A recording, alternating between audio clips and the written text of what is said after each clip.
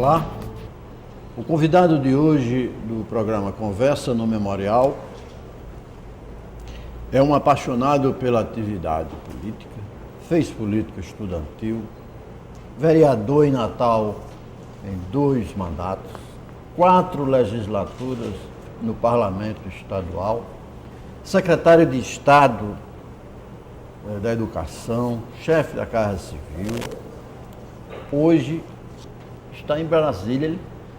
O deputado federal, ele embarca toda terça e volta na sexta. O que é que você faz em Brasília? Seja bem-vindo, Valber. Primeiro, agradecer o convite do meu amigo, companheiro Luiz Lacerda, de estar aqui na TV Assembleia, podendo falar um pouco da minha vida e da minha história, que eu espero que continue durante um bom tempo. Agradecer também a presença de Virgínia, minha amiga também de longa data. Hoje em Brasília eu trabalho no meu partido, o Partido Popular Socialista, o PPS. Logo após eu ter perdido a eleição, o PPS me convidou para trabalhar na liderança da Câmara Federal. Depois de algum tempo, o partido em si me chamou para trabalhar na estrutura partidária. Eu hoje sou o coordenador nacional eleitoral do PPS. E é essa a minha principal atividade em Brasília.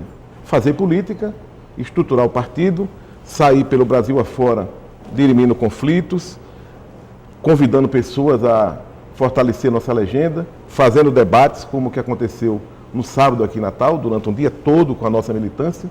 Essa é a minha tarefa, essa é a minha função no partido. E aqui sou presidente do Diretório Regional do PPS, onde nós estamos em 102 municípios e devemos disputar a prefeitura em pelo menos 10 dos municípios do Rio Grande do Norte.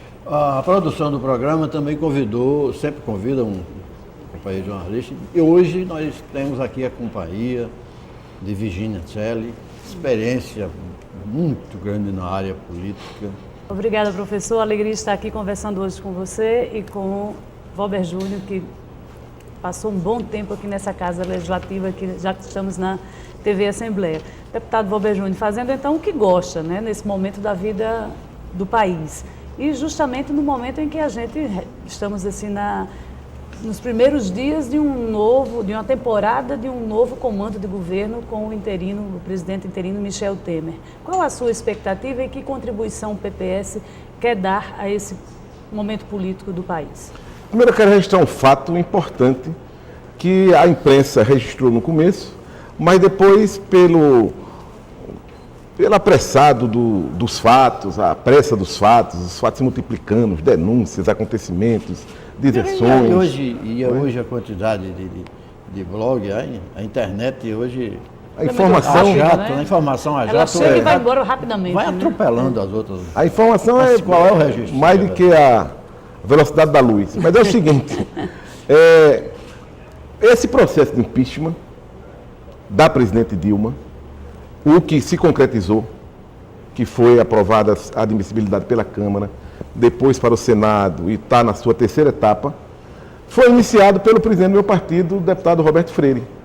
O advogado Hélio Bicudo, com Janaína Pascoal e mais o Miguel Reale Júnior, os 3 estiveram lá na Câmara e entregaram aquele ato, foi muito divulgado. Agora, antes disso, quando eles estavam anunciando que iam fazer o processo de impeachment, o presidente do meu partido, Roberto Freire, foi à casa do doutor Hélio Bicudo, que é um jurista renomado, um grande advogado, ex-petista, e o convenceu de que pelo menos o PPS iria lhe apoiar. E esse processo, que começou na brincadeira, eu até encontrei certa vez com a deputada Fátima Bezerra no aeroporto de Brasília, esse negócio de impeachment aí, a gente vai acabar hoje. Eu digo, acabe, porque se não acabar ele vai crescer. E cresceu o processo de impeachment, está acontecendo ainda esse processo com a presidente Dilma. Mas foi ele que foi lá, quer dizer, participação do PPS. Nós acreditávamos que devia haver um debate mais aprofundado a respeito dessa questão, e não podia ser qualquer processo de impeachment para tirar um presidente da República, que é uma questão muito séria e muito dolorosa, muito complicada para qualquer nação democrática. Tinha que ser um que tivesse fundamento, que tivesse pessoas de responsabilidade histórica por trás dele e que tivesse capacidade de aglutinar a sociedade e grande parcela do parlamento. Foi isso que aconteceu. deu certo essa iniciativa do PPS. Em 2013, quando os movimentos foram para valer, para as ruas, você já estava em Brasília? Já estava em Brasília. Eu estou em Brasília desde que eu disputei a eleição de deputado federal e não tive sucesso. Eu perdi a eleição e aí foi a primeira convocação no ano seguinte, isso foi em 2010, e aí a direção do partido me chamou. Primeiro para trabalhar, como eu disse, na liderança do partido na Câmara e depois na própria estrutura partidária, como eu me situo hoje ainda. Então você acompanha esse processo bem de perto há muito tempo. Bem de perto, a gente interage perfeitamente. E a gente, Aloysio, lá em Brasília, como aqui, tem é uma felicidade isso. É porque a política, apesar do desgaste da atividade política, do preconceito que tem em relação a deputados, vereadores, senadores, governadores, a política em si, e esse preconceito está se transformando em debate qualificado. Hoje em dia, todo mundo discute política, em todos os bares, mas não discute a política só do verde contra o vermelho, do azul contra o amarelo. Está discutindo o seguinte: os ministros do Tribunal Superior vão decidir o quê? Esse presidente da Câmara vai sair quando? A inflação está chegando e aumentando, comendo nosso salário. Olha, a bodega perto lá de casa, a padaria, o restaurante fechou. Quer dizer, o negócio está ruim, a gente tem que mudar o Brasil. Quer dizer, você está politizando essa discussão. E isso é bom.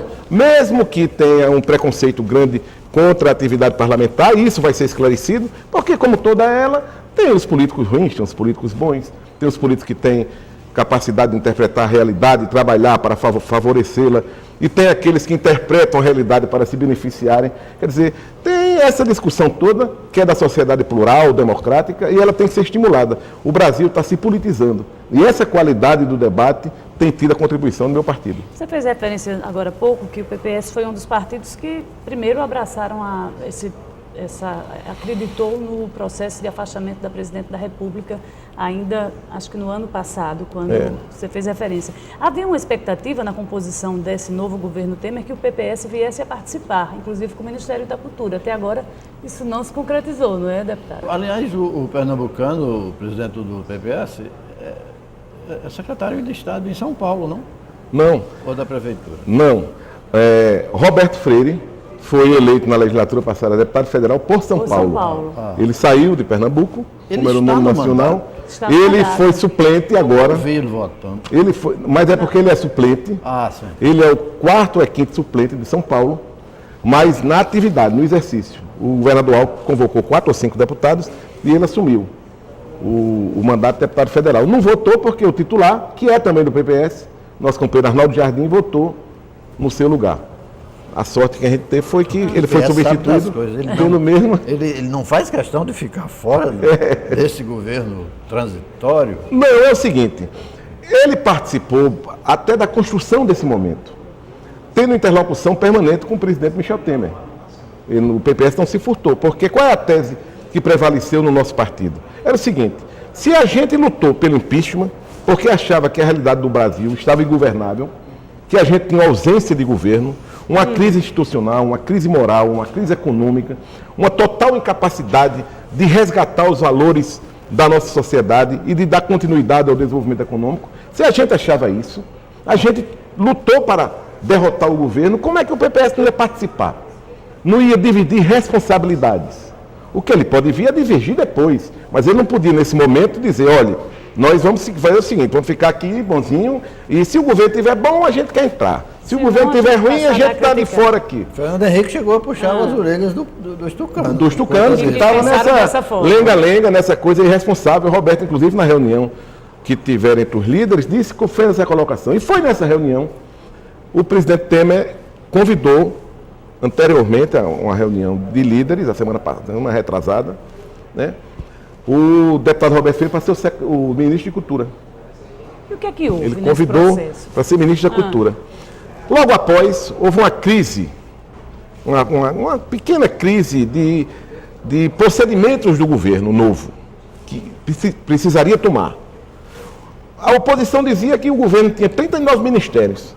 E pelo caminho que estava, o governo ia continuar com 39 ministérios.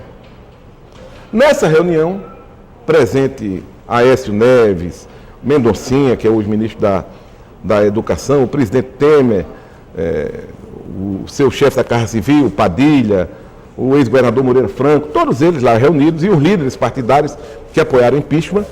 Roberto disse, olha, o governo tem que dar exemplo à sociedade.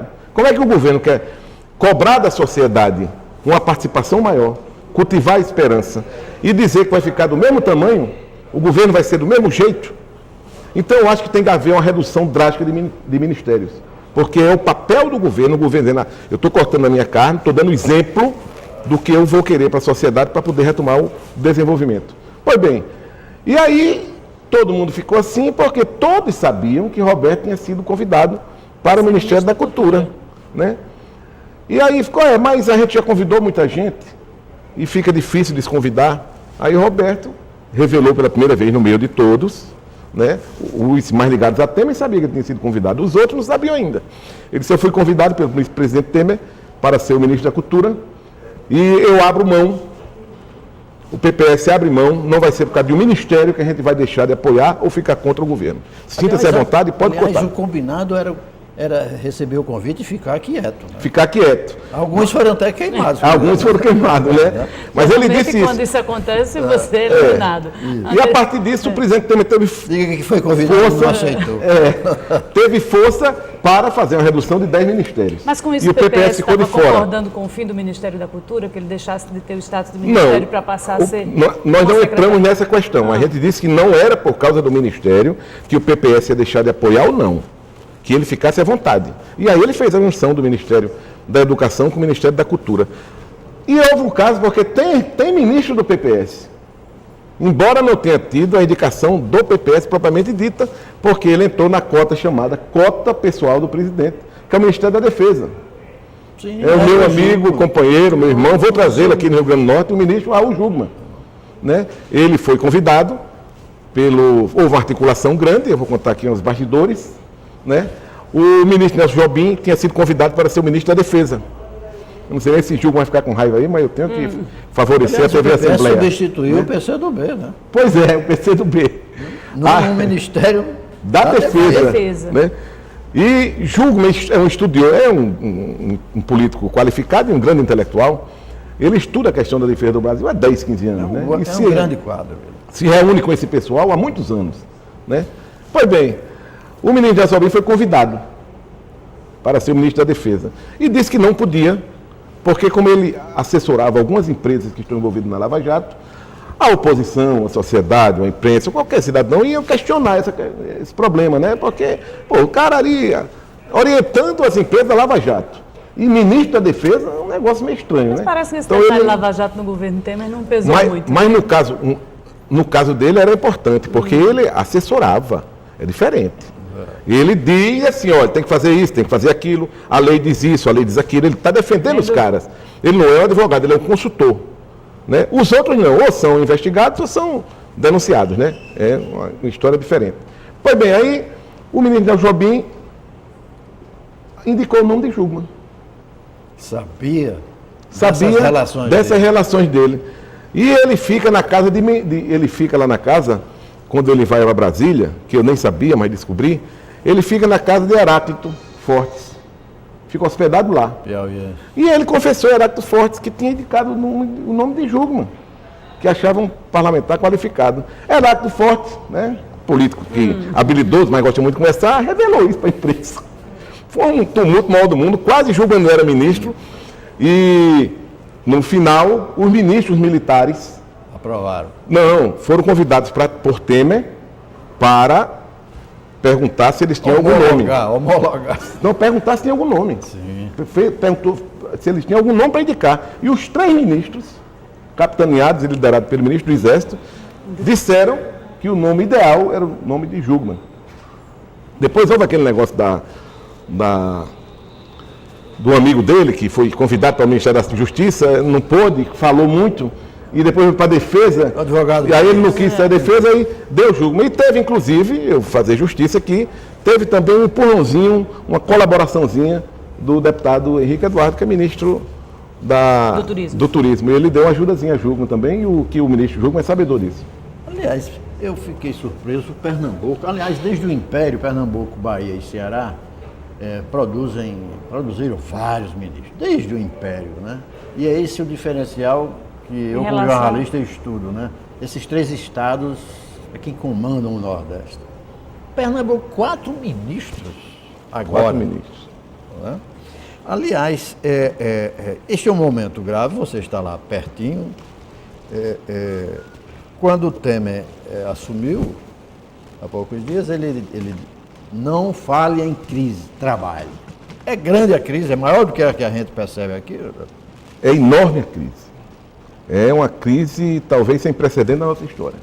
Por que isso? Mas se não fala crise, não é um recado para o sistema, para a imprensa, não? É um grito de esperança. É um grito de quem diz assim, eu quero com vocês reconstruir o Brasil. Eu quero forjar um novo modelo. Eu quero fazer algo concreto que tire o Brasil desse abismo e coloque novamente na ribanceira. É isso que ele quis dizer, mais ou menos, o presidente Temer. Porque essa crise é muito grave. Ela é uma crise a começar pelo aparelhamento do Estado, que foi completamente dominado por uma corrente partidária brasileira, ideológica. Ele foi organizado para que um projeto de poder, e não um projeto de governo, um projeto de Estado, vingasse no Brasil de forma democrática e desenvolvimentista. Esse foi o primeiro choque que o nosso partido teve com o PT. A gente apoiou Lula no segundo turno. Ciro foi ministro do PPS do governo Lula, no primeiro governo Lula. E um ano depois nós rompíamos. E a gente já anunciava que o projeto do poder, o projeto do PT, não era um projeto de nação, não era um projeto do Brasil, era um projeto de manutenção do poder. O ministro Ciro Gomes ficou lá, Roberto Freire, até por sugestão minha, disse, olha, a gente está rompendo com o governo e ainda deixamos um ministro de lambuja, que era Ciro, que chegava nas reuniões do PPS, eu acho que tem isso gravado, e dizia assim, eu acho que nós devemos ficar no governo, mas se o PPS romper, eu sou o primeiro a acompanhar. Foi o primeiro a ficar no governo. E hoje ele dá um ar de seriedade, de indignação, reclamando de todo mundo, mas tudo bem. Então essa crise é muito grande. Depois da crise na economia, porque o modelo do primeiro governo Lula foi um modelo ainda de ajuste do Plano Real. Ele começou a ajustar um pouco e começou a não mudar. Os pilares da economia foram os mesmos, né? Meta de inflação, controle da política fiscal, né? Ele tinha os pilares da economia fundados pelo PSDB. No segundo governo, aí veio a tal da nova matriz econômica. Essa nova matriz econômica começou a apostar no consumo. O mundo surfando na gastança de dinheiro, o Brasil um país que infelizmente só produz commodities. Nós não temos investimento no parque tecnológico, a nossa capacidade industrial tem sido deteriorada de forma drástica. O Brasil não tem inovação, o Brasil não aposta na ciência como motor de desenvolvimento, embora você tenha um parque natural de biodiversidade maravilhoso que em qualquer país do mundo você teria. Essa não seria também uma função do empresariado? Seria, como foi no mundo capitalista desenvolvido, em parceria com o Estado no ponto de vista do seu desenvolvimento, do seu incentivo. Que são as áreas de excelência no país. Esse assunto é muito interessante e vamos fazer uma pausa e retornamos logo em seguida.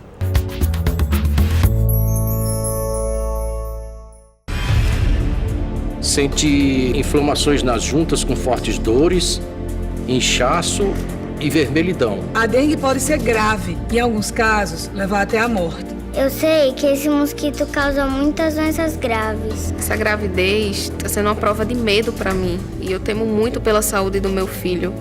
Chegamos ao limite. Está na hora de exterminar o Aedes aegypti.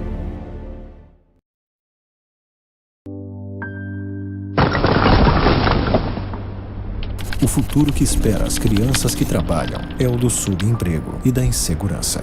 Quando crescerem, essas crianças terão as piores condições de vida. Mas isso pode acabar. Com educação de qualidade, a criança pode escrever um novo futuro. Trabalho infantil não garante futuro. O que garante futuro é a educação.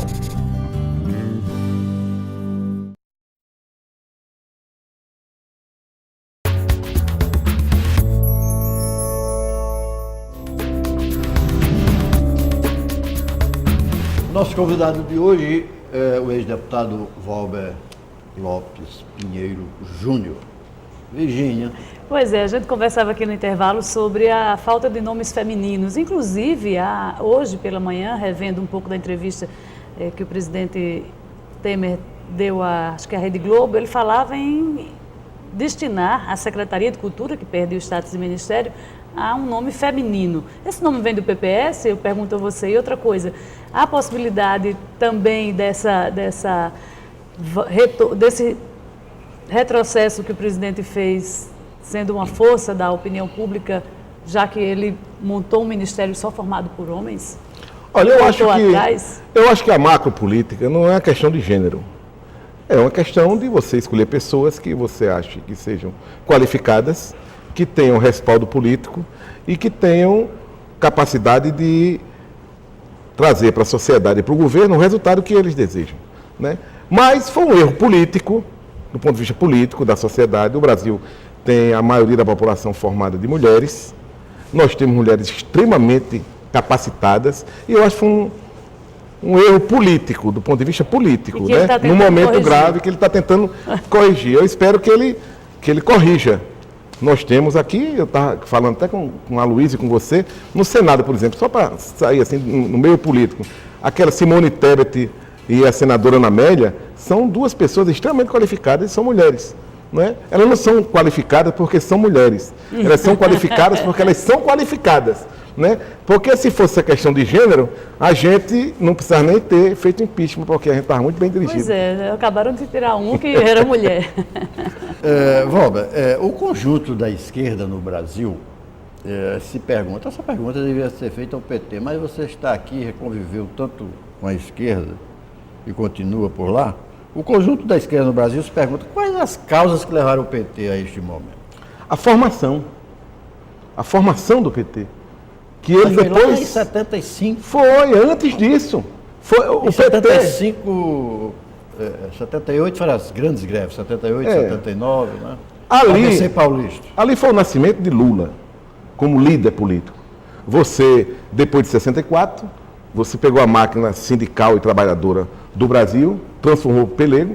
Quem tinha a maioria da direção desses sindicatos eram as pessoas ligadas ao PCB, ao PCdoB, os dois principais partidos da esquerda brasileira, e esse pessoal foi dizimado, foi caçado, foi punido, foi preso, foi morto, foi exilado. E aí houve uma nova reconstrução do sindicalismo com base no governo militar. Gente que fosse bem comportada e tal, não sei o que lá. Depois houve o rompimento disso, aí foi o nascimento de Lula. Mas a criação do PT, do ponto de vista histórico, se deu após o golpe de 64.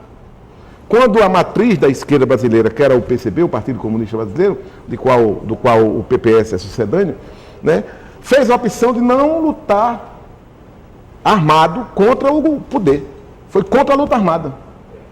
E aí houve o rompe 62, foi fundado o PCdoB, e vários segmentos começaram a formar grupos de guerrilha urbana, outros foram para a guerrilha rural, como o PCdoB no Araguaia, Brizola em Caparaó. E essa juventude que criou-se, inclusive a ex-presidente Dilma, o ex-ministro Zé Disseu, o ex-deputado Genuíno, toda essa formação intelectual da esquerda brasileira, que não tinha democracia como valor universal, começou a lutar contra o golpe. Saíram daqui, voltaram e, na nova realidade brasileira, a opção foi o Partido dos Trabalhadores, que era assim, um partido que tinha uma frente de esquerda dentro dele. Tanto que o PT é cheio de facções, segmentos dentro dele, né? Liderado por Lula. E tinha a igreja, né? Também. Aí tinha a igreja, muito forte na formação do PT, era esse pessoal que veio da guerrilha e tal, a igreja e a base da intelectualidade, principalmente paulista.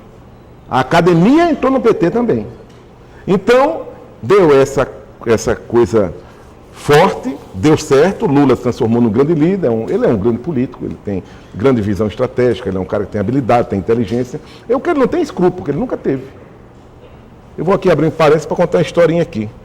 Eu fui, pena que ele tenha morrido, meu companheiro Ticiano, que nem sabia que eu era do PCB. Eu era vereador do PMDB, mas eu era do PCB, da direção do PCB aqui. E nós fomos ao encontro da Conclate, lá em Santos, em Pedra Grande, em São Paulo. Governo militar. No governo, no finalzinho já, estava... Qual era a tese? Na abertura. Qual era a tese do PCB? Era o seguinte, a tese dos comunistas brasileiros era de que tinha que haver uma frente democrática. A oposição tinha que se reunir em todos os estados, antes da primeira eleição de governador, em 82. Tinha que reunir todo mundo, derrotar os candidatos da ditadura, do governo, unidos. E aí, Golbery, muito sabido, incentivou Lula de um lado e Brizola do outro. Eles saíram divergindo disso. No meio sindical, era o mesmo jeito. Os comunistas defendiam que não tinha que ter nenhuma estrutura sindical grande, nenhuma federação, nenhuma confederação, fora do que todos podiam se unir. Que era o quê? O principal meta é derrotar o regime militar nas urnas, em 82. Ficar todo mundo junto, também no meio sindical. Bem, Lula foi quando eu vi Lula a primeira vez. Lula chegou lá, desceu barbudo assim e tal. Ele é um cara carismático, falou e ficou acertado lá que ele não ia fazer a CUT. Não ia divergir do movimento sindical. Ia continuar com o CLAT, todo mundo junto. Ele saiu de lá e foi encontrar, dizem alguns, com Golbery, dizem com outros, no Hotel Eldorado, em São Paulo. Naquele tempo tinha comissão de segurança no partido. Foram seguindo o Lula e ele terminou por lá. Eu sei que, sendo verdade ou sendo mentira, porque ele se encontrou lá, invenção e tudo, o resultado concreto disso é que o PT lançou o candidato a governador, houve a divisão do movimento sindical e a oposição, que poderia ser muito mais forte, se enfraqueceu. Então Lula é isso. Lula, quem conhece Lula, Lula faz as coisas para ganhar. Não interessa com quem nem contra quem. É ganhar. É só esse primado que norteia a sua vida. Tem habilidade, tem inteligência, tem competência. Tudo tem. Isso não quer dizer que não tem, não. Outro fato Mas ele tem essa questão, assim, do ponto de vista da individualidade, essa questão que é grave. Vamos ver como é que ele está nesse momento, quando o projeto político foi interrompido, pelo menos suspenso nesse momento. Mas, deputado Valber, um outro capítulo da história política brasileira foi o processo que criou a reeleição e que permitiu a reeleição do então presidente Fernando Henrique Cardoso. Esse instrumento o senhor defende que ele seja mantido ou, no processo de reforma política, se tire o instrumento da reeleição no país? Olha, eu lutei muito pela reeleição. Eu acreditava no Instituto da Reeleição, como muitos brasileiros. Hoje eu questiono isso, sabe, Virginia? Não tenho uma posição ainda amadurecida, aprofundada, formada. Um mandato maior. O mandato maior, eu questiono a reeleição. Sabe por quê? Porque na nossa cultura, na cultura política brasileira, o cara assume com a intenção de ser reeleito. E só isso. Mais nada. Nada importa a ele. Ele faz assim como Dilma disse, mais ou menos. Ele começa a fazer. Dilma, como era uma pessoa com inteligência acima do comum, aí ela dizia assim na Paraíba: eu faço o diabo para ganhar a eleição. Né? Os outros que são mais normais não dizem isso, né? Mas trabalham para não ter o desgaste, né? Não ter o desgaste de medidas, por exemplo, com a reforma da Previdência. É um negócio polêmico, que vai ajudar a nação daqui a 20 anos, 10 anos. E se você não fizer, vai afundar o Brasil. E qualquer medida na Previdência para curto prazo não existe. Não existe. E aí seria uma mudança profunda que o parlamento não aprova. Pois é, não aprova, porque o parlamento também está de olho na eleição. Né? Ele tem medo que as bases sindicais, os aposentados fiquem contra, mas ou a gente modifica a Previdência, como o mundo todo está fazendo, porque a ciência, a tecnologia, as relações do homem com o meio ambiente, apesar de todas as denúncias, tem melhorado, o homem tem vivido mais. E aí daqui em 2030, 2040, 2050, já tem mais gente velha do que gente nova trabalhando. A gente tem que resolver essa questão, que é muito grave. Né? Então, o cara que é candidato à reeleição, ele não quer enfrentar isso. Ele não quer enfrentar isso. Ele não quer enfrentar os sindicatos médicos, por exemplo. Né? Ele não quer enfrentar nenhuma estrutura dessas organizada no Brasil, né, que defenda os interesses corporativos. Né? Agora eu estava vendo assim... Com um mandato só seria mais fácil enfrentar isso. Presidente Temer, eu acho, porque ele não está preocupado com a reeleição dele. Até o partido dele ele podia estar, mas ele fica mais livre para tomar as eleições. Eu estou vendo no jornal, olha, estão querendo privatizar aquilo, Que preconceito é esse? Isso tem que ter um debate. Tem que ter um debate para saber se privatizar é bom ou ruim. Na fila Correios e Infraero. Na fila Correios e Infraero, quer saber se é ruim. Os aeroportos estão privatizados. Tem melhorado os aeroportos no Brasil? Tem. Se fosse todo estatal como era, estavam bons. Né? Quer dizer, é um preconceito danado. No governo do PT queriam vender a Gaspetro. Ninguém dizia nada. Ninguém dizia nada. Não vendeu porque Dilma saiu.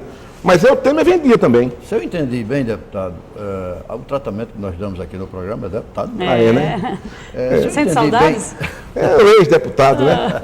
Quando chama assim nos outros lugares, deputado, some, pelo amor de Deus, eu era. Não sou mais não. Mas, deputado, se eu entendi bem o seu discurso, é possível ter uma esquerda para o capital? É possível ter... Lula no governo dele, ele seguiu um livrinho mais ou menos direito. Não? Seguiu no primeiro governo, uma mais ou menos. Uma esquerda para o capital, é possível. Tem que ter uma esquerda democrática, uma esquerda contemporânea ao seu tempo. A concepção filosófica e econômica da esquerda, com o processo revolucionário vitorioso, que foi primeiro na União Soviética, depois em todo o leste europeu e depois de um terço do mundo, fracassou. Não deu certo. Lamentavelmente. E mais, da concepção que nós todos defendíamos da esquerda, né, o tal do marxismo-leninismo, era uma economia planificada, dirigida pelo Estado, e esse Estado centralizado através de um partido chamado a ditadura proletariado. E esse partido se transformou logo no guia genial dos povos através de Stalin. Quer dizer, o culto à personalidade e as religiões que a esquerda marxista divergia, que aquilo alienava o povo. Marx tem uma frase genial, ele diz assim, a religião é o ópio do povo. Né? Aí começou a ser Stalin, o ópio do povo. Porque ele era o guia genial, Mao Tse Tung, o guia genial, o Fidel Castro, o guia genial. A gente, na esquerda, começou a produzir nossos santos. E esses santos nossos eram santos assim, um pouco perversos. Porque eles não permitiam a divergência, não permitiam a criação de novos partidos, não permitiam o debate e assassinavam cruelmente os seus adversários. A esquerda matou politicamente milhões de pessoas. E Stalin, quando ele assumiu o comando da União Soviética, logo após a morte de Lenin, ele vinha organizando o Partido Comunista da União Soviética antes, um pouquinho disso. No final de 37, 38, por aí, ele tinha morto quase todos os líderes da Revolução Bolchevique, porque divergiam dele. Quer dizer, é um negócio absurdo. Então, isso fracassou do ponto de vista político, do ponto de vista da direção do Estado e do ponto de vista da economia. A economia chegou a um ponto que explodiu. E aí foi quando criou-se aquela glasnost, a perestroika, né? A transparência política, a abertura econômica, e o mundo começou a mudar. Então, a experiência histórica do socialismo científico foi derrotada. A gente hoje, a esquerda, tem primeiro que ter a democracia como valor permanente e universal, e não como meio de transformar o Estado num instrumento de sua luta, como fazem alguns ainda hoje. Né? Segundo, o capitalismo venceu.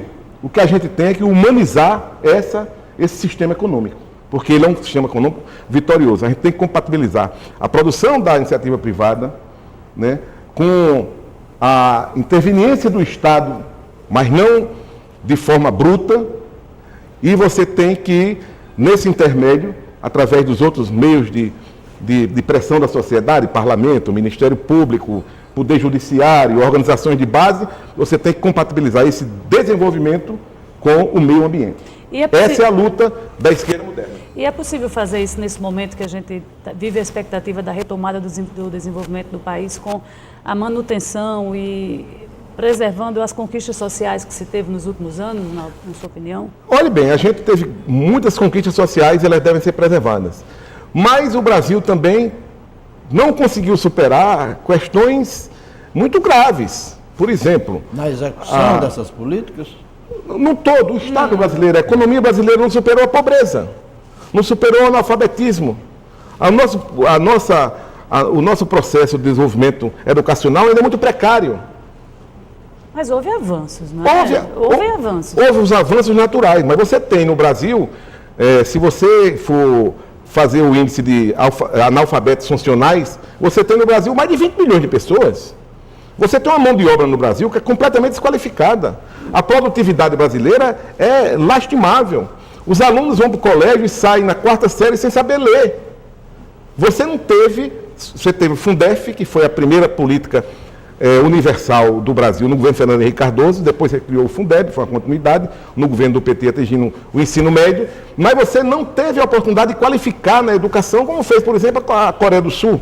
Mas isso não está sendo iniciado também com essa pulverização das escolas, dos institutos federais, tentando formar mão de obra mais qualificada? O Instituto Federal é uma etapa, né? É um segmento, é a qualificação dessa mão de obra, um pouco, né? Ainda precário, mas é um avançozinho, né? Mas você tem que estruturar o ensino fundamental. O ensino fundamental, você tem que ter crianças aptas no ensino médio, dar show lá de conhecimento, de matemática, de português. Você olha na ONU os resultados do Brasil em relação à matemática, português, conhecimentos gerais, isso é uma desgraça. Então você tem que mudar isso. E nós estamos falando, Aloysio, da 7ª economia do mundo. Não é brincadeira isso. Não é brincadeira isso. Né? Um país que é a 7ª economia do mundo e que se funda nas commodities ainda. O Brasil não é produtor de grande tecnologia. O Brasil ainda pega ferro e é industrializado lá na Alemanha, na Noruega. A energia solar, que a gente tem aqui, esse Nordeste brasileiro, a gente reclama desse sol cáustico, né? Podia ser exportada, a tecnologia sendo criada aqui. Aí você vai pegar na Holanda, e na Espanha, e no Canadá, que é frio, para danado, você tem mais tecnologia de exploração da economia da energia solar do que no Brasil. Você tem energia eólica, o Brasil pode produzir isso com um potencial muito grande, mas quem faz as turbinas também é a Europa. Quer dizer, o Brasil tem que mudar na sua qualidade, entendeu? Na sua qualidade e sem preconceito. Você tem que ter um serviço e uma produção que permita o desenvolvimento da sociedade. Quando você vai para um hospital, por exemplo, que está apressado, agoniado, doente, enfermo, você quer saber se ele é privado ou se ele é público, você quer saber se ele é eficiente. Então são essas discussões que tem que chegar no nosso dia a dia. Não tem que ser público, não tem que ser privado. Por que tem que ser público ou tem que ser privado? Aliás, tem que ser eficiente. Aliás, essa disfunção atinge outra coisa no Brasil. Os empresários brasileiros, alguns segmentos, e vários segmentos importantes, são acusados de só caminhar com o dinheiro do BNDES. Eu brincando uma vez com um amigo no WhatsApp, eu disse, me chama, ele dizendo que estava em casa, que eu não ia fazer caminhadas. Não chama Covid, não. Eu digo, eu vou se vocês chamarem para fechar o BNDES, eu vou. Aí ele calou-se. O BNDES é um grande instrumento de desenvolvimento, na minha opinião. Mas olha bem, em 2 momentos da história recente do Brasil, eu digo recente porque o Brasil já é um pouquinho velho, né? Não tanto como a Europa, a Ásia e tal, mas já está ficando, né? Olha bem, no governo militar, principalmente no governo Geisel, o Brasil com aquele negócio, amo ou deixo, foi com o Médici, mas depois o Brasil grande, Brasil potência, Brasil na economia nuclear e tal, começou a beneficiar alguns amigos do Estado. Algumas empresas, alguns setores que os iluminados economistas, inclusive aí Mário Henrique Simons, Delfim Neto e outros aí, diziam que aquele setor ia crescer. Então financiava em juros módicos. E isso foi resolvido depois. No governo Fernando Henrique foi democratizado isso aí. No governo Lula aí veio aquele ímpeto também. O Brasil recebendo aquele grade, não sei o quê, economia que paga, que não sei o que lá vai das agências reguladoras, e Lula dizendo, tá vendo, aqui é o seguinte, eu me lembro demais, Lula na televisão, é como se a gente fosse assinar um cheque. Máxima nas agências, né? De risco. Um cheque. Você vai dar um cheque ao cara, aí o cara recebe de uma pessoa, não recebe de outra, ele não recebe de uma porque tem medo, ele é bom na comunicação, né? Tem medo que o cara não pague, seja cheque sem fundo. E o outro não. O cara dá o cheque do jeito que quiser, do tamanho que você recebe. O Brasil recebeu isso. Aí quando agora o desastre completou, ele disse, não, isso não vale nada, isso é uma besteira, não quer dizer, o que valia mesmo era o cheque sem fundo. Mas olha bem, no governo Lula, aí começou a se privilegiar alguns setores também, JBS, Odebrecht, e outros setores da economia que foram beneficiados pelo BNDES. O governo financiava e ele recebia com juros desse tamanho. Agora se descobriu, o ministro da Fazenda, né, está dizendo que vai abrir a caixa preta do BNDES. Quer dizer, a BNDES, no meu ponto de vista, tem que existir como vetor de financiamento do desenvolvimento. Ninguém concorre com ele não pode ser um instrumento político de interesses de grupos ou de pessoas ou de partidos. Tem que ser um instrumento da nação. Nos países desenvolvidos, todos eles têm. Todos eles tiveram. Aliás, esse processo, ninguém consegue concorrer com essas grandes empresas, né? A lei de licitação já está caduca, devia É outra lei que precisa ser modificada, Completamente. né? Mas, deputado, este programa é um espaço que a TV Assembleia cedeu ao Memorial do Legislativo para a gente resgatar a memória do Legislativo Potiguar de 1835 até os nossos dias. Daqui a pouco a gente retorna conversando com o deputado Vober e sua passagem por aqui.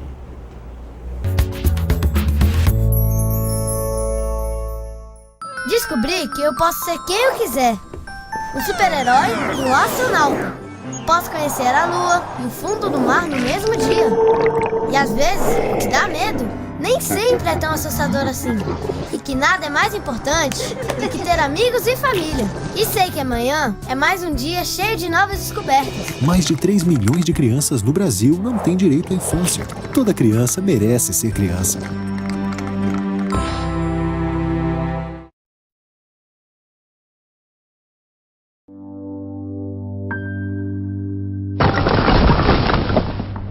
Nenhuma criança está segura trabalhando. Muitas estão em condições próximas da escravidão. Não ajude a perpetuar o trabalho infantil, criando um ciclo vicioso da pobreza. Essa realidade precisa mudar. Nem a rua, nem o trabalho. Crianças devem brincar e estudar.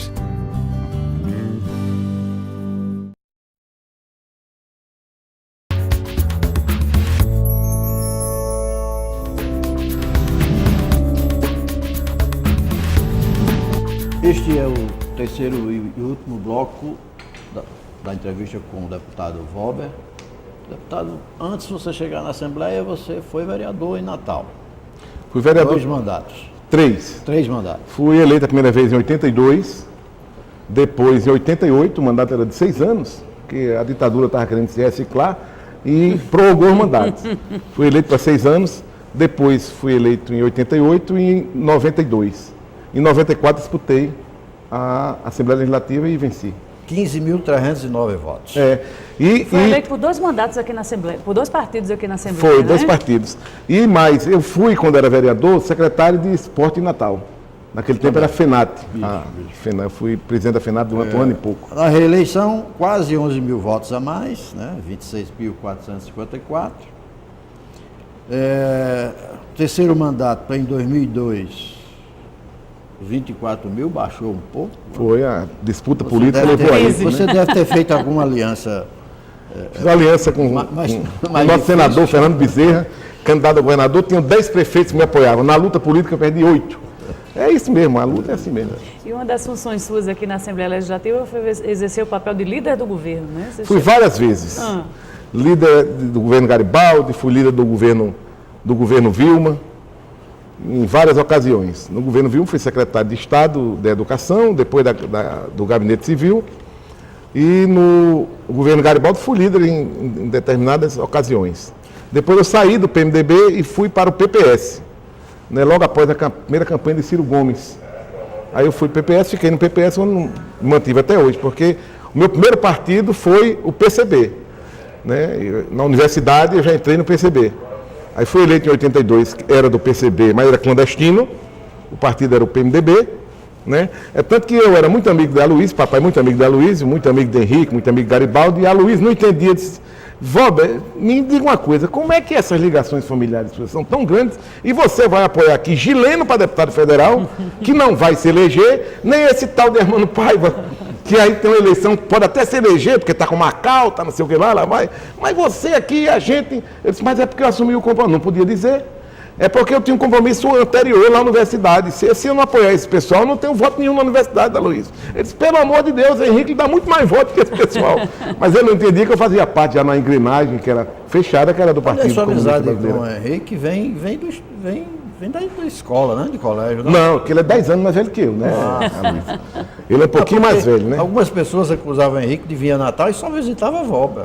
Né? Era. Depois que eu rompi com o PCB, aí a gente voltou a estreitar as nossas relações pessoais. E aí ficamos durante um bom tempo sendo grandes amigos, continuamos até hoje, com partidos diferentes, com caminhos diferentes, mas sempre no maior respeito, Você não é sempre, vascaíno. na maior cordialidade, não. Eu não gosto de ser vice, né? Eu sou campeão, sou do Flamengo. Olha que os vices agora chegaram ao poder. Deputado Valber, perfil da Assembleia naquela época, se a gente for analisar nos mandatos que o senhor exerceu como parlamentar aqui dessa casa, qual era o perfil político da Assembleia que diferenciaria desse momento atual que o senhor poderia traçar um paralelo? Olha, aqui era um perfil, era o resultado político de anos de ditadura. Anos de ditadura. Você chegou em 64, eu cheguei em 94, né? A gente teve a primeira eleição... Pós-ditadura. A gente teve a primeira eleição em 82, que Zé Gripino foi eleito, o governador aqui. E tivemos em 85, foi a eleição de Garibaldi em Natal, os prefeitos das capitais puderam ser reeleitos. Então, você começava a ver uma substituição de liderança ali. Mas aquelas outras lideranças, eram lideranças mais calmas, mais tranquilas, mais uniformes e com pouco teor ideológico, porque aquelas que tinham mais compromisso ideológico à esquerda, aquelas foram caçadas, foram eliminadas. E os líderes populares, a exemplo de Aloysio, também foram afastados da vida pública. E os sucessores foram seus filhos e tal, né? Então, era uma geração pós-ditadura, uma geração mais livre, preocupada em afirmar a democracia, grande parte dela, né? Hoje em dia, você tem uma composição mais diversa, que é o produto do que nós construímos até hoje. Você tem assembleias boas, você tem legislatura na Câmara Federal boa e tem ruins, né? Você criou um modelo na política brasileira, onde a estrutura partidária, empresarial e familiar prevalece aos grandes debates da sociedade, às grandes questões ideológicas, programáticas. E isso o Brasil tende a mudar. E a Assembleia mudou seu conteúdo também, não só daqui, as Assembleias do Brasil inteiro. Porque o Brasil cresceu economicamente, o Parlamento cresceu também economicamente. As assembleias, que eram um instrumento de poder para debater matérias polêmicas da economia, na regulação dos serviços do Estado, passou a ter outra força política e eleitoral, de quase enfrentamento com o poder executivo. Foram poderes paralelos. Essa reforma política, ela não vai se dar só na ótica dos partidos, não.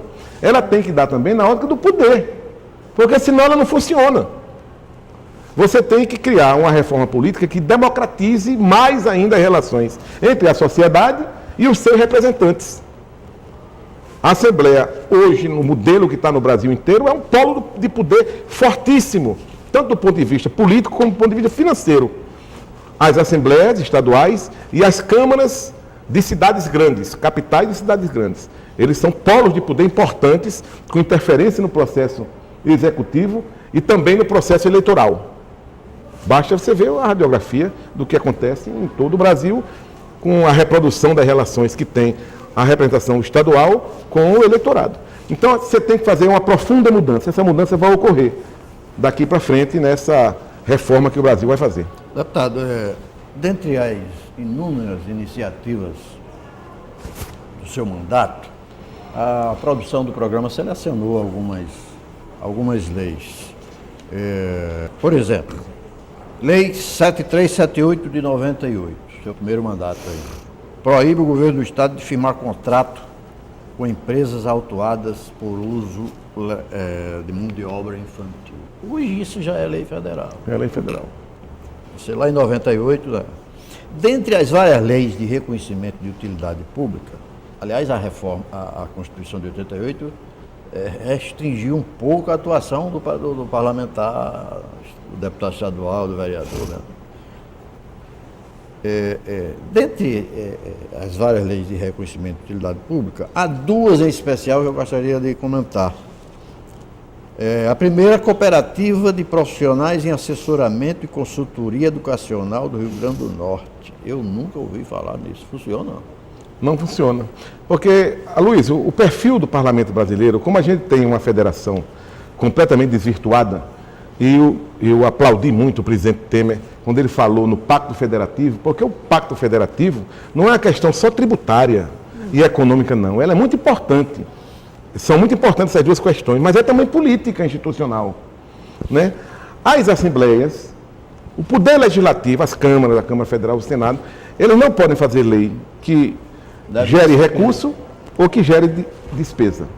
Só, a não ser que ele indique de onde vem o dinheiro. A não ser, como indique, mesmo assim é uma questão polêmica ainda. Vem a iniciativa. Da iniciativa que é privada e tal, não sei o que lá. Então, teve muitos projetos meus que foram aprovados na Assembleia e que não foram executados, foram vetados pelo governo, e aí os deputados aqui votam, derrubam o veto do projeto que eles mesmos votaram. Isso é um negócio comum, não é um negócio inusual, não. É um negócio comum nas relações. Você já vota como posicionamento político. Por exemplo, Bernadette me lembrou aqui que hoje, no dia de hoje, há alguns anos, né, em 94, 96, eu apresentei um projeto, e eu quero aqui parabenizar ela, fazer um adendo, porque isso aqui existe por causa dela, pela obstinação, pela dedicação, pelo entusiasmo, que ela continua mesmo, né? Porque é importante continuar. Livro de atos. Ela me lembrou que eu apresentei um requerimento para calçar, colocar asfalto na estrada de Areia Branca, na Costa Branca, né? Isso foi uma luta que eu tive aqui para a construção daquele polo turismo. Hoje é uma realidade mais ou menos concretizada, né? Então, as assembleias, eles perderam essa força. Eu quero até aqui na Assembleia reivindicar uma lei minha, no meu último mandato, que o DETRAN, de acordo com a folga orçamentária do Estado, era obrigado a não cobrar carteira de motorista a determinado tipo de pessoa. A pessoa que estivesse desempregada, era uma oportunidade dela ganhar emprego. A pessoa que tivesse o Bolsa Família, por exemplo, não tivesse condições de pagar. Isso é lei. Isso é lei, ela foi aprovada, a governadora Vilma não sancionou, a Assembleia promulgou esta lei, e esta lei nunca foi colocada em prática. Nunca. Eu até vou falar com meu amigo, companheiro, Robson Faria, para que no governo dele votou essa lei, que ele toque para frente essa lei, né? Então eu criei uma lei aqui, que foi muito polêmica, houve discussões aqui, houve debates, não deve estar aí, era o Conselho Estadual de Segurança Pública. Ah, tá sim. Desde aquela época que eu achava que a segurança... Órgão deliberativo de caráter permanente. Permanente. Foi instalado?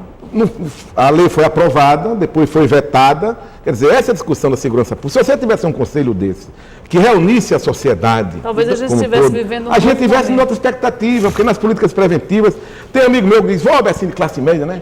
Tem que matar todo mundo. Eu disse, minha cara, matar todo mundo vai resolver o quê? Se fosse tão fácil assim, a matança tinha sido aplicada no mundo.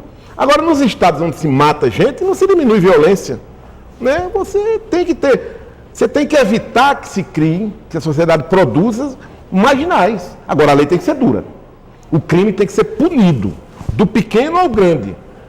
Essa cultura de impunidade ajuda um pouco, mas essa cultura de impunidade existe apenas e com mais poder de barganha nas classes mais abastadas. Na classe mais pobre, o cacete come, a tortura come, a paulada come. Mas você tem que combater o crime organizado de forma sistemática e com planejamento. Eu queria, nisso aí, estabelecer um planejamento. Quando eu fui secretário do Gabinete Civil de Vilma, no seu segundo governo, nós queríamos mudar o CDE também, todo o seu conteúdo. Preparamos um projeto inteiro. Lembro. Aí a imprensa começou a dizer, mas não era a imprensa, né? Estimulada, dizendo que eu estava querendo criar um governo paralelo, né? Quando a gente queria colocar lá as entidades empresariais, o Ministério Público, a OAB, as entidades de trabalhadores, a sociedade organizada, para em 2 episódios no ano discutir as políticas públicas do governo, inclusive o seu orçamento aprovado aqui na Assembleia. Seria um avanço enorme, né? Mas aí a mediocridade política derrotou isso. Agora, o senhor viveu aqui na casa um dos momentos importantes também do Legislativo Potiguar, que foi quando se discutiu e se deu autorização para a venda de um ativo importante, que foi a Coserne, né? A Coserne. Naquela época os debates aqui foram intensos, né? Intensos, acalorados, né? E foi uma grande obra que Garibaldi fez. Vender a Coserne. A Coserne hoje, o resultado dela é que ela produz muito mais dinheiro para o Estado em forma de imposto do que ela produzia naquela época. A Coserne era um instrumento político. O deputado só apoia o governo se der a diretoria comercial da Coserne. Aí se dava a diretoria comercial da Coserne, e aí a energia que fosse para as bancas. A política energética do Estado que fosse voar. Quer dizer, Você não pode deter o monopólio do Estado nessas questões. Né? A CAERN, se eu fosse o governador Robson, eu colocava a CAERN para um grande debate da sociedade. Não pode ser uma questão corporativa, não. O presidente da CAERN traz um dado essa semana interessante. Ele disse que a inadimplência do serviço público na CAERN, de devedores públicos, é de 50%. Olha o aí. CASERN é zero. Olha aí. É. Olha aí. E o vazamento leva mais de 50%. Não é cobrado. O desperdício, Para né? não cano estourado e outras coisas, né? É. No Brasil, Luiz, olha, lá no Japão, que é uma sociedade mais avançada, né? Eu não sei nem se lá é público ou é privado o sistema de distribuição de água e de tratamento. Mas eles criaram uma tecnologia lá que sai um carrinho, um negocinho pequenininho assim, nas cidades, eles têm o gráfico organizado, que aqui deve ter também, onde é que está o bairro tal, que consumia 10 mil litros de água por segundo, está consumindo 30 mil. Então eles iam para lá, botam esse negócio e detectam o furo. O furo. Imediatamente aquilo é resolvido. Né? Isso você faz aqui no Brasil, se você tiver a iniciativa privada, pelo menos como parceira disso.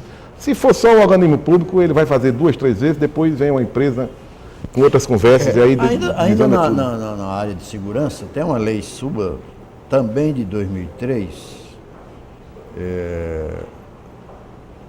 o sistema de revista nos estabelecimentos penais do Estado. A única vez que eu visitei Alcaçuz, eu percebi que o detetor de metais não estava funcionando e perguntei ao diretor, ao coordenador lá. Disse que vive quebrado e tem algumas figuras que se recusam a passar aqui, né? Os pastores, os padres, os advogados que vão visitar os clientes fim de semana. Pois é. Tem duas coisas absurdas ali, que eu não me convenço. Primeiro é esse negócio da revista. Tinha que ser feito em mulher por mulher, mais completa. Porque a gente, daqui a pouco, a gente está lendo no jornal, hoje na rede, levou droga escondido na vagina, no ânus, comeu e chegou lá, vai. Quer dizer, você tem que fazer um negócio desse, tem que funcionar a revista. Segundo, o que eu também não me convenço, é o tal do telefone celular. Ninguém consegue controlar esse telefone. Ninguém consegue bloquear Ninguém consegue bloquear sinal. Esse sinal. Quer dizer, é um absurdo que a gente enfrenta, que é muito grave, né? Acho que a segurança pública tem que mudar a partir daí. Em 97, uma iniciativa sua alterou a Lei Ordinária 7.105 a 9.277, os critérios de distribuição do produto e arrecadação do ICMS, os 25% pertencentes aos municípios. Que critérios era isso? Eu pesquisei e não achei. Essa lei, Aloysio, criou uma polêmica muito grande. Ela estava aqui.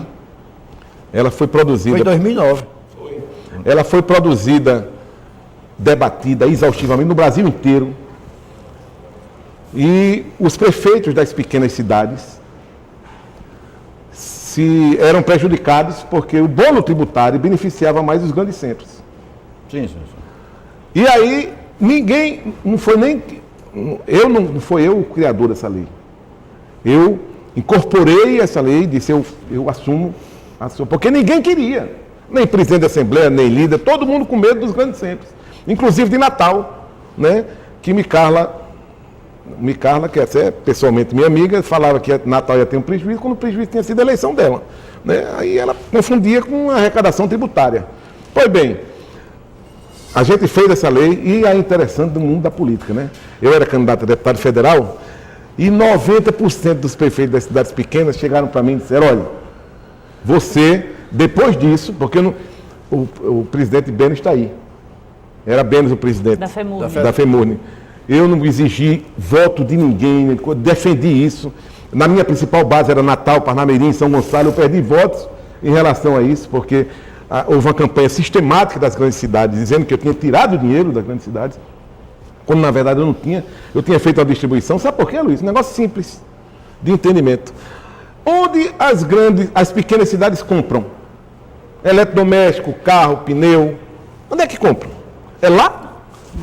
Ele compra nos grandes centros, compra em Caicó, compra em Currais Novos, compra em Parnamirim, compra em Natal, então o cara vem aqui e compra tudo, né? Pois é, e a gente explicou isso, esse debate todo, Quando, na minha campanha de deputado federal, eu procurei uns 10. Nenhum pôde dar nenhum voto, nenhuma ajuda. Só abraço e aperto de mão. Mas também eu não tinha acertado nada com eles. Eu isento eles, eu não tinha acertado nada. Né? Eu fiz o que eu devia fazer. Né? Não recorri às práticas tradicionais de dizer, ninguém apresenta, eu apresento desde que vocês votem em mim. Não fiz isso. Mas tudo bem. E essa redistribuição tributária que se luta no governo federal para se distribuir claro, para estados esse pacto e municípios, federativo. né? O pacto. É a mesma. No debate aqui, eu tive até um enfrentamento com o ex-deputado Luiz Almir, assim. Não enfrentamento de debate um com o outro, porque ele não dava parte. Né? Mas em discurso diferente. Eu permiti a parte, mas ele não permitiu a parte. Mas olha bem, ele dizendo que a gente estava tirando do rico para dar ao pobre. Né? Era um Hollywood, não sei o que. Não, Robinho das Avessas. Robinho das Avessas, não sei o que lá, lá vai. E eu debati com ele e tal, não sei o que lá. O que é que o Brasil luta hoje? É para que haja um pacto federativo, que os estados e municípios recuperem pelo menos um pouquinho da capacidade de investimento. Nenhuma cidade brasileira, nenhuma, incluindo São Paulo, tem capacidade sozinha de fazer investimento em infraestrutura, com o modelo econômico que está aí. 64%, 65% do que se arrecada fica na União e estados e municípios herdam o resto. E onde é que é produzido essa riqueza? Nos estados e nos municípios. Então a você União tem que é uma ter... ficção. A União é ficção. E outra coisa, cruel. Repassa obrigações, cruel. Né? Você tem uma federação com modelo tributário de um estado unitário. Aliás, o estado também é, né?